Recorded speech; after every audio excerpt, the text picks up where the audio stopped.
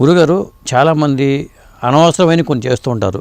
ఏది అవసరమో ఏది అనవసరమో అని తెలియదు. అసలు మనం ఏం చేస్తే ఏం వస్తుంది, అసలు ఏ ఉపాసన చేయాలి, ఏ హోమాలు చేయాలి, ఎలాంటివి చేయాలి? హోమము తర్వాత ఉపాసన, జపధార, తర్వాత మండల దీక్షలు ఇలాంటివి కొన్ని చేస్తూ ఉంటారు చాలా మంది. సంతోషం. ఆ విధంగానన్నా ఆ వరవడిలో మేము దానికి ఎంతో సంతోషపడతాం. అందరూ సంతోషపడాల్సిందే. ఈ యొక్క గ్రహ సంబంధమైనటువంటిది, తర్వాత పాద దోషం కానీ, నక్షత్ర దోషము కానీ, అంటే లగ్న దోషాలు కానీ ఏమున్నా కూడా పూజలు చేయించడం అవన్నీ కూడాను సబబే. కానీ ఇక్కడ చిన్న విషయం ఏంటంటే చేసే వాళ్ళని బట్టి ఉంటుంది. ఎక్కడికైతే నిజంగా ఆ భగవంతుడికి కనెక్ట్ అయ్యి వాక్శుద్ధి కలిగి చక్కటి దాంట్లో ప్రావీణ్యము, గణిత శాస్త్రంలో జ్ఞానము, ఆ పరాజ్ఞానంతో ఈ జ్ఞానము కలుపుకొని ఉండేవాళ్ళు తక్కువ. వాళ్ళు గనక చెప్పినా ఫలితం అయిపోతుంది, ఫలితం వస్తుంది, అది జరిగి తీరుతుంది.